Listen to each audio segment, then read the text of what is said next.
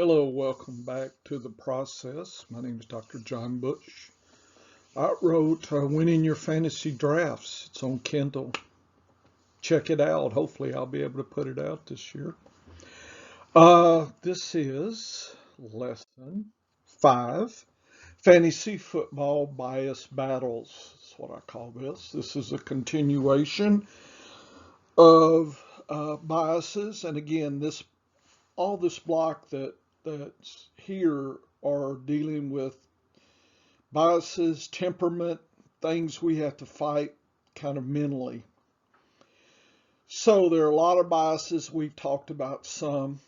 I wanted to start kind of finish up that discussion and then add some other treats along the way for you to consider. So this is 7 more biases that probably we have to deal with in fantasy football. And if you're working with large amounts of data, you have to deal with it. First one is absence of evidence. So what you're missing is not considered. It's not there. It's hidden from you. So in low information situations, your system one thinking predominates because you're not seeing the evidence. The evidence may not be known to many. Okay, you hear reports out of, practices, things. Who's saying this? I don't know. I wasn't there. So it's really tough that way. I suspect that serious syndicates have people on the ground that are getting information if they're risking a lot of money in daily fantasy and whatnot. I suspect they're watching and probably not sharing so much. Availability. Recent events or well-known conjectures provide convenient explanations. It's everybody's seeing this. Tip of the tongue here. All the podcasts are squawking about it, and they do squawk. So this is a well-known idea about a player, a position, draft order. It's a system one trap, folks. If everybody knows it to be true, you should actually get more contrarian and think about it, because the more that it's understood and well known and everybody accepts it, the more likely that knowledge is going to be used in your drafts and whatnot, and everybody's going to pick the number one player, because everybody knows that. So I suggest, and in some of my articles, I use metrics to try to get to this information about the team landscape. How does the team how did they do last year and the year before, maybe a few years before that? So look at these sure things and then think about the alternative hypothesis. Okay. Think about asking the opposite question. What happens if this player gets hurt or whatnot? So I do something called injury matrices to accomplish or at least present some of this thinking. I thought I'd show you an example. Sometimes I publish this, sometimes I don't. Can't give you everything out there. But here's an example from a spreadsheet. And let's say the running backs, there's 4 running backs on a team. There's a main running back, a change of pace, and a couple of backups. So that would be player 1 is the main running back here. 2 is the change of pace, 3 and 4 the backups. And there are lots of places that give you seasonal fantasy numbers. You can make your own predictions. I just show you some here. I picked. So player 1's expected to bring home 300 fantasy points in the season. Player 2, 150, player 3, 75, and player 4, 25, for a total of 560 for the team running backs. And saying, well, where did you get that number? If I make it my own, I look at the team last year, especially, and the previous couple of years. Kind of what's the range that team has been doing? I understand drafts and there's lots of moving pieces, but you got to start somewhere to at least get a flimsy, view here, kind of a range to work with. Okay, you've got to be able to do that or you can't proceed. So in the next columns, I have player 1%, 2, 3, and player 4. So predicted percentage of the total output. So player 1 is 54% of the show. Player 2 is 27%. Player 3 is 13%. Player 4 is 4%. So that is where people usually stop at that point. This is probably, you can find this kind of information. What I do is go through and strike out a player and recalculate what's going on and see what's left.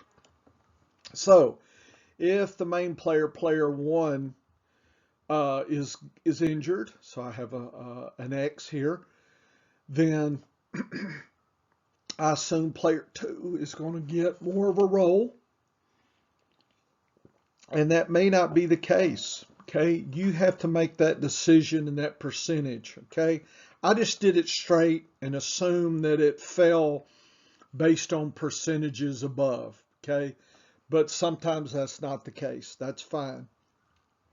As you know, sometimes player 3 is the backup to 1, and player 2 is going to continue to be the change of pace. That can happen. You've got to make that call. But right now, let's assume that player 2 can catch passes, can do third down work as well as first and second. And number 3 just comes in and spells him. So if you now refigure based on these percentages, right? So you throw out player 1 and you take the points and divide it as the team, as you had percentages, what you will end up with is player 2 is 336, player 3 168, player 4 is 56. So it's 60% of the show, 30%, and 10. Notice that everybody went up twofold. Okay, so player 2 is of high value. So if you do that, player 2 should be your target, especially if you perceive player 1 as injury prone, my bad. And so you go down your matrix like that. So eliminate 2, what happens? Well, number 1 picks up more of the share, it's 420 points, so forth.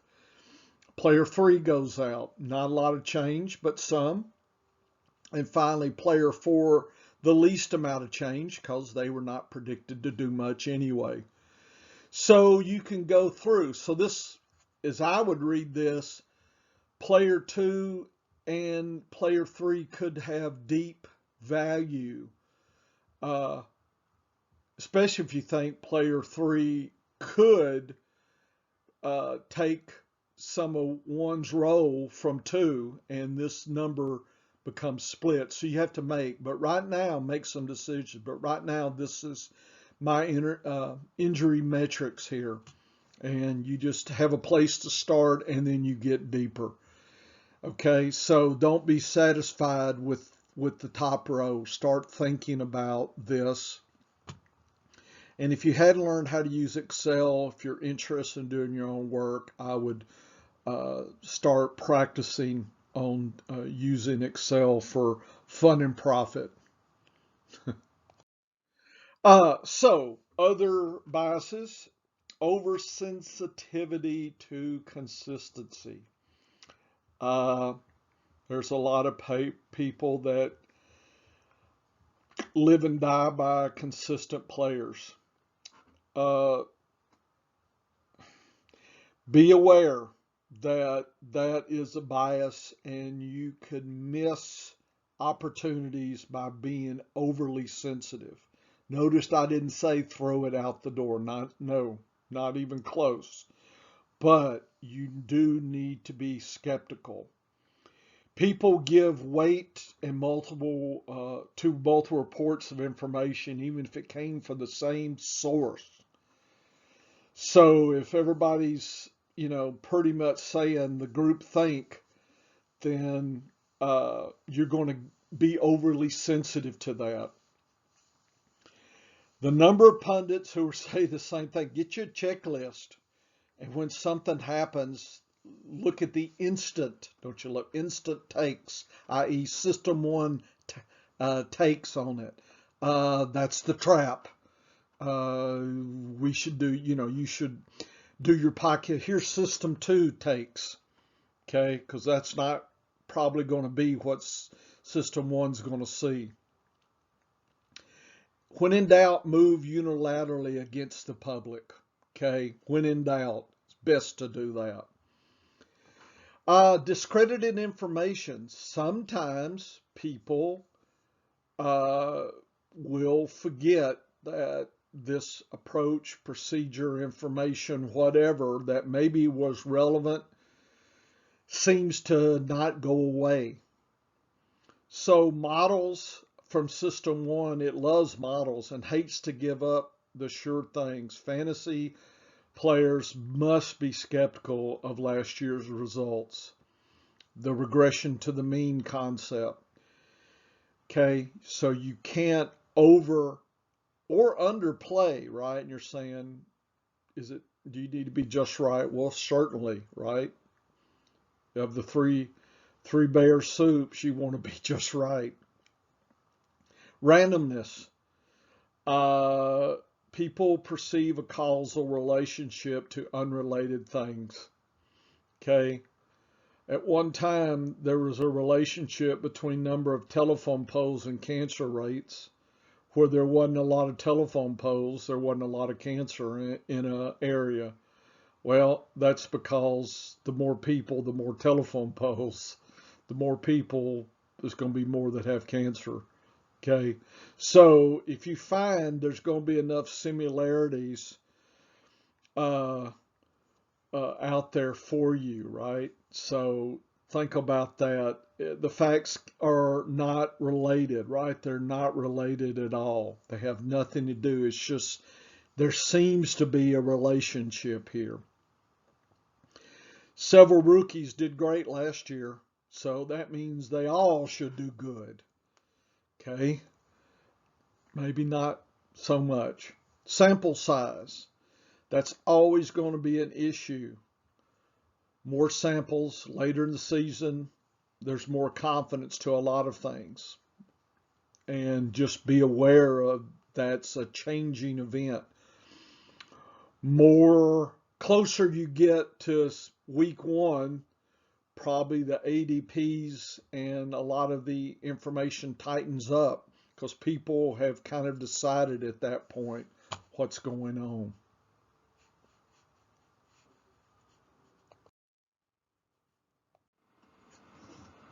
So the next one is vividness. When you perceive information directly versus you read about it secondhand, you should treat data the same. People don't. Even if secondhand information has more substance, if people saw it on TV, they're going to potentially overvalue it. System one, your thinking loves a good story. Can build a lot of stories out of a few scraps, and it's going to make you satisfied with the quick story. We all love stories. Our thinking is glorious in ignoring the fact that we don't know about something. We all love heroic tales, right? The player, Hail Mary catch, comeback, rookie that's overachieving, the tough player. Many are telling the same story, beware. A vivid event generates a story.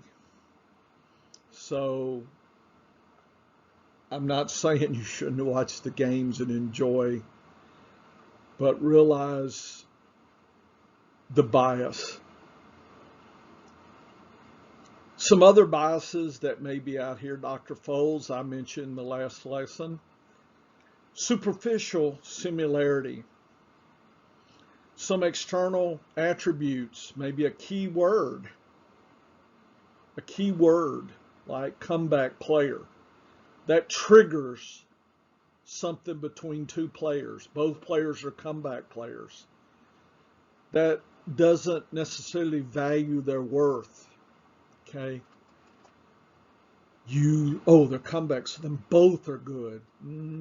Maybe, maybe not, depending on lots of other factors. So System 1 wants to tell us a story with potentially overvalued and random information. They pick out, your thinking easily picks out phrases that myself and others used, right? Sensational headlines, okay? That gets you to click the targets, right? Secret stuff, whatever. I mean, look at all the titles of the podcasts and everything. Sensational headlines. When you read my articles, listen to this, I think you should be critical. In fact, be the opposite, right? Do something, think differently. Look at the data, you figure it out. Phrases, headlines, sensational words soothe your system and put you to sleep. You need to wake up that deeper logical thinking. I warn you, okay? And by the way, it's not easy. System 1 makes it too easy for fast and frugal. Okay? I'm running out of time. I'll just think this way. It's hard to wake your system 2 up. It takes a lot of mental effort week and week and week, season over season. People can get burned out. There's some mental fatigue that occurs. People say go do exercise and other activity. Yes, I agree 100%. Keep your mind fresh. Do something, then break, go do something else. That's why I like to have multiple things happening, right? I teach, I do research, and I do fantasy football, plus other stuff that I do as well. So I keep busy, I assure you. I bounce from one thing to the other. Sensationless appeal, kind of what we just talked about, exaggerated claims or even, threats or something can influence our decisions, even though there's nothing to the content.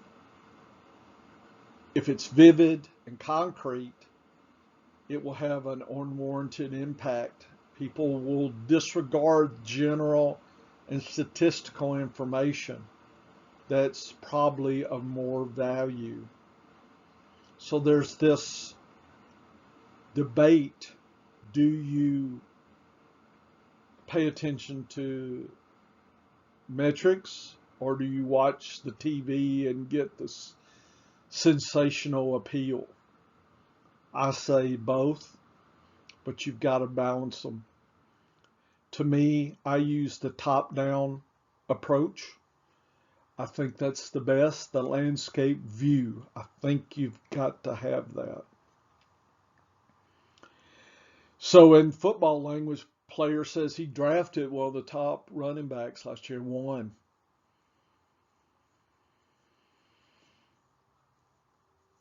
that can have as much impact as large scale data shows on average. That way wins you a little more than drafting a top wide receiver first. It's going to depend on the league and the situation. Okay. There's failure rates. You got lucky and grabbed the right running back. Somebody else grabbed the top wide receiver and they won. So case histories, personal anecdotes have more impact than information, but abstract aggregates or data is kind of ignored or doesn't seem to be as real, but that probably should be the opposite. Okay. So you should eliminate that bias there. Again, sensational appeal. People on podcasts said this or that looking at some data. The hearing and watching of TV is valued because it's vivid. We hear about player X or Y is going to be drafted high. Oh, they're looking good. They're playing and running well. Great. Draft everybody. It's the man who. It's the people that ignore the stats and the aggregate data. Smoking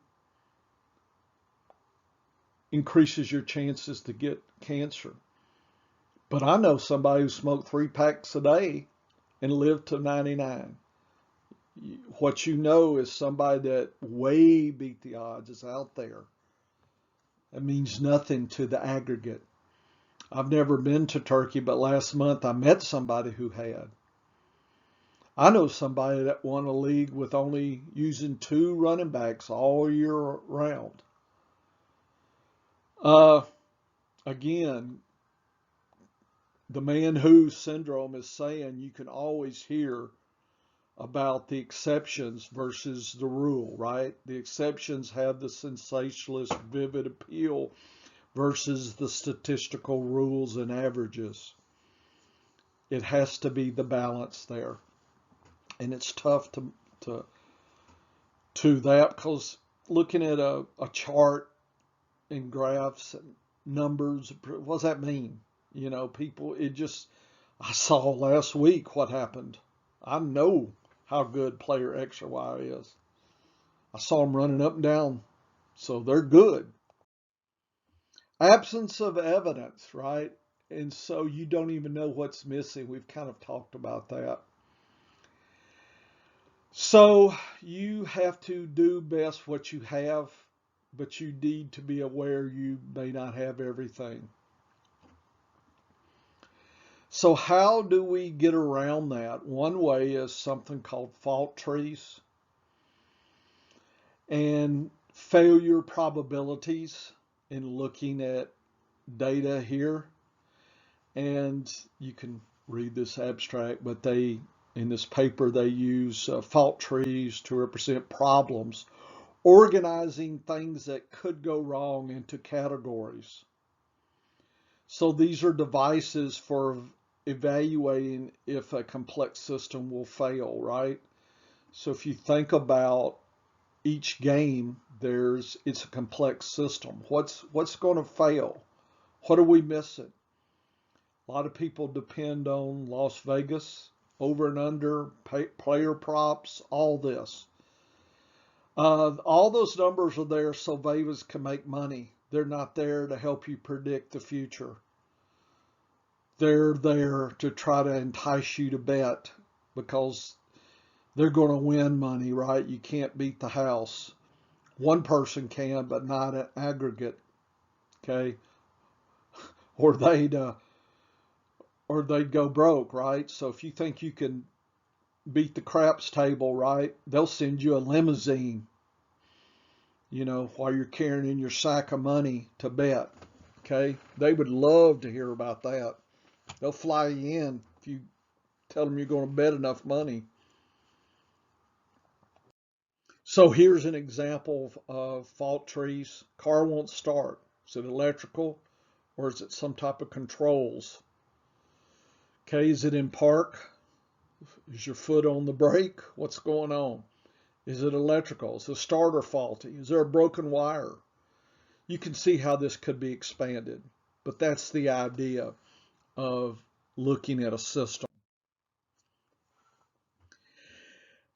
The trick is, if you go this way, realize that you're going to be insensitive to what's left out. So you're not going to think about what's not there. So creating a detailed tree is going to help you on your perception. Okay, so that's what the paper says. Use the fault trees, but try to make sure it's as much detail as possible. And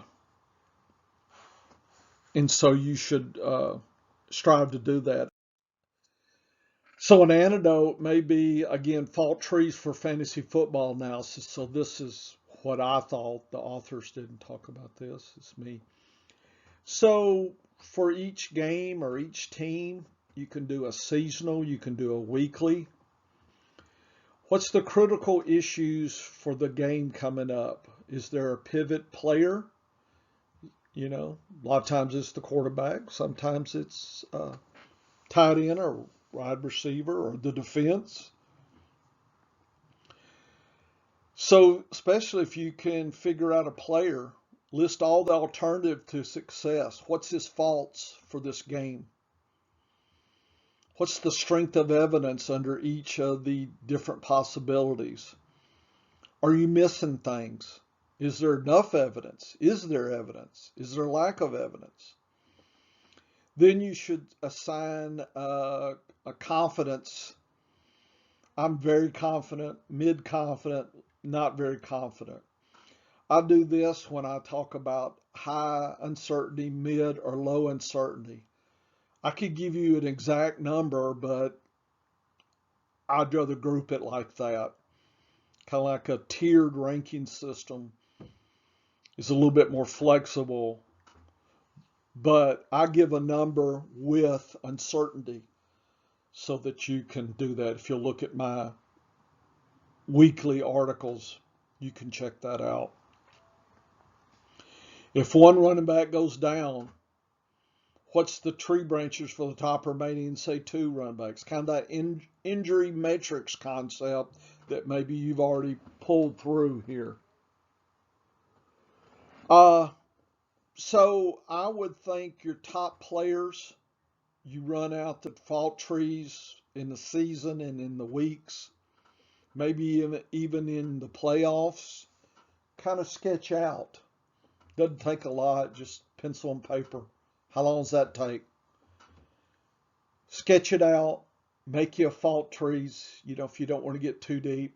I'm just saying it's only as good as how much effort you put in. So, I mean, I would do a lot more, but that's me. Here's an easy fault tree. So let's see, predicted strength of schedule in early summer. Based on last year's data, that's all we got. This Team X is going to have a tough rushing year, but an easy passing year. So, if nothing's really changed on their team here, I have nothing changes, then this year, should we focus on the wide receivers, QB, or tight ends more than the rushing running backs? Whereas last year, if this was flipped, we might have looked grabbing the running back first. But now we've got some concerns. And again, you can look at the sections and the times and the weeks. This can be modified. I'm just showing you a big landscape view. Okay, so here's the schedule. No big changes versus key player changes. Rookie added, free agents added or changed. If it's a big key rookie, are they a must draft anyway? In other words, oh, they're so good they can get around a tough schedule. You need to decide that. If there was some free agent wide receivers, how does the team's pecking order change from last year? That's got to be included in your trees. So this may be an easy way to do it. This is closer to what I think about. So here's wide receiver that was the top last year from this team.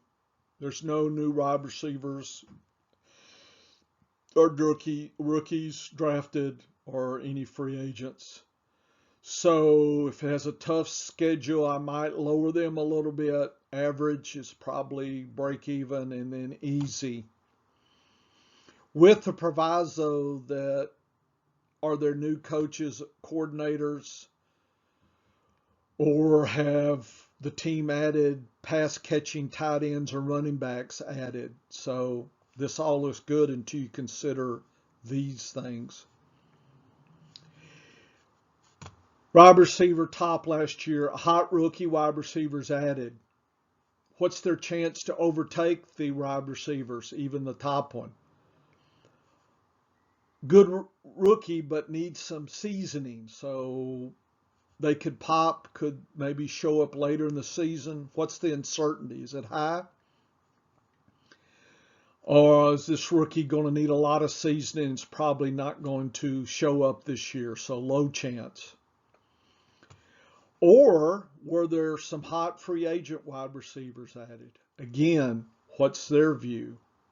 And then look at the strength of schedule. And then look at this as well. So this is closer to the level that I think we should be at. But if you're just starting this, I say try an easy fault tree first just to get inboard. See if it helps you, and if it doesn't help you, don't listen to this again. If it does, come back, re-listen to this next year, maybe start working on it.